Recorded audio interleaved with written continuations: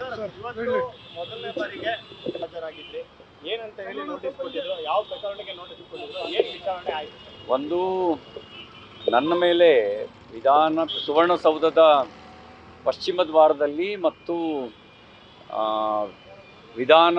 ಸುವರ್ಣಸೌಧದ ವಿಧಾನಸಭೆ ಮೊಗಸಾಲೆಯಿಂದ ನಾವು ವಿಧಾನ ಪರಿಷತ್ತಿಗೆ ಬರ್ತಿರೋ ಸಂದರ್ಭದಲ್ಲಿ ನಡೆದ ಹಲ್ಲೆಗೆ ಸಂಬಂಧಪಟ್ಟಂತೆ ಸಭಾಪತಿಗಳಿಗೆ ನಮ್ಮ ಸದಸ್ಯರು ದೂರು ಕೊಟ್ಟಿದ್ದರು. ಆ ಹಿನ್ನೆಲೆಯಲ್ಲಿ ಸಭಾಪತಿಗಳು ತನಿಖೆ ನಡೆಸೋದಕ್ಕೆ ಪೊಲೀಸ್ ಇಲಾಖೆಗೆ ಸೂಚಿಸಿದರು. ಅದರ ಹಿನ್ನೆಲೆಯಲ್ಲಿ ಸ್ಟೇಟ್ಮೆಂಟ್ನ ಕೊಟ್ಟು ಬಂದಿದ್ದೀನಿ. ನಡೆದ ಘಟನೆ ವಿವರಗಳನ್ನೆಲ್ಲವನ್ನು ಕೊಟ್ಟಿದ್ದೀನಿ. ಹಲ್ಲೆ ನಡೆಸೋಕ್ಕೆ ಬಂದವರು ಯಾರು, ಆ ಮಾಹಿತಿ ಸಮೇತ ಅವ್ರು ಏನು ಘೋಷಣೆಗೆ ಹೋಗ್ತಿದ್ರು, ಏನಂತ ಅವ್ಯಾಜ ಶಬ್ದಗಳಿಂದ ನೆನೆಸಿದ್ರು, ಇದೆಲ್ಲವನ್ನು ಕೂಡ ನನ್ನ ಸ್ಟೇಟ್ಮೆಂಟಲ್ಲಿ ದಾಖಲಿಸಿದ್ದೀನಿ.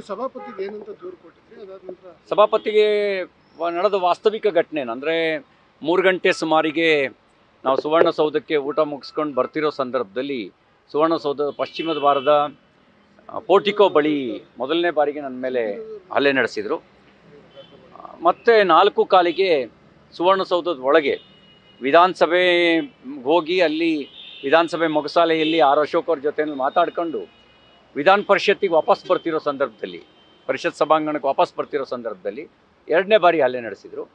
ಹಲ್ಲೆ ನಡೆಸಿದವರ ವಿವರಗಳನ್ನು ಎಲ್ಲ ಮಾಹಿತಿಯನ್ನು, ನನಗಿರೋ ಮಾಹಿತಿಯನ್ನು ಕೊಟ್ಟಿದ್ದೀನಿ. ಉಳಿದಿದ್ದೆಲ್ಲ ಮಾಧ್ಯಮದವರು ನೀವು ತೋರಿಸಿದ್ದೀರಿ, CCTVಯಲ್ಲೂ ಲಭ್ಯ ಇದೆ, ಅದನ್ನು ಅವರಿಗೆ ಹೇಳಿದೆ. ನಾವು ಸುಮಾರು ಒಂದು 25 ಜನ 25-30 ಜನ ಅಂತ ಹೇಳಿದ್ವಿ. ಅವ್ರ ವಿವರಗಳು CCTVಯಲ್ಲಿ ಅವ್ರು ಯಾರು ಏನು ಅನ್ನೋದು ಫುಟೇಜ್ ಲಭ್ಯ ಇದೆ. ಅದರಲ್ಲಿ ಈಗಾಗಲೇ ಐಡೆಂಟಿಫೈ ಆಗಿರೋದು, ಐಡೆಂಟಿಫೈ ಮಾಡಿರೋದು ಸಂಗನಗೌಡ ಅಂತ ಒಬ್ಬ ಲಕ್ಷ್ಮೀ ಹೆಬ್ಬಾಳ್ಕರ್ PA, ಇನ್ನೊಬ್ಬ ಸದ್ದಾಮ್ ಅಂತ ವಿಧಾನ ಪರಿಷತ್ ಸದಸ್ಯ ಚಂದ್ರರಾಜ್ ಹಟ್ಟಿಹೊಳಿ ಅವ್ರ PA.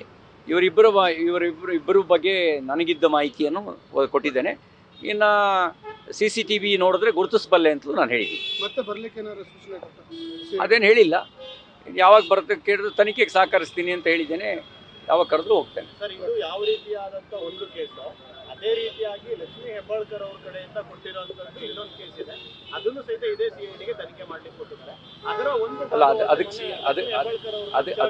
ಅದಕ್ಕೆ ಸಂಬಂಧಪಟ್ಟಂತೆ ವಿಧಾನ ಪರಿಷತ್ನಲ್ಲಿ ಘಟನೆ ನಡೆದಿದೆ ಅಂತ ಮಾನ್ಯ ಸಚಿವರು ದೂರು ಕೊಟ್ಟಿದ್ದಾರೆ. ಅದಕ್ಕೆ ಸಂಬಂಧಪಟ್ಟಂತೆ ಜುಡಿಸ್ಟಿಕ್ಷನ್ ಎಸ್ಟಾಬ್ಲಿಷ್ ಆಗಬೇಕು. ತನಿಖೆ ವ್ಯಾಪ್ತಿಗೆ ಬರುತ್ತೋ, ಪೊಲೀಸ್ ತನಿಖೆ ವ್ಯಾಪ್ತಿಗೆ ಬರುತ್ತೋ ಇಲ್ವೋ ಅದನ್ನು ಸಭಾಪತಿಗಳು, ನಮ್ಮ ಅದರಲ್ಲಿ ವಿಧಾನ ಪರಿಷತ್ನೊಳಗೆ ಪರಮಾಧಿಕಾರ ಇರೋದು ಸಭಾಪತಿಗಳಿಗೆ. ಆ ಸಭಾಪತಿಗಳು ಏನು ಹೇಳ್ತಾರೆ ಅನ್ನೋದ್ರ ಮೇಲೆ ಅವಲಂಬಿತ ಆಗುತ್ತೆ. ಅದಕ್ಕಾಗಿ ನನಗೇನು ನೋಟಿಸ್ ಬಂದಿರಲಿಲ್ಲ. ಆ ಥರ ಬಂದರೆ ತನಿಖೆಗೆ ಸಹಕರಿಸ್ತೀವಿ.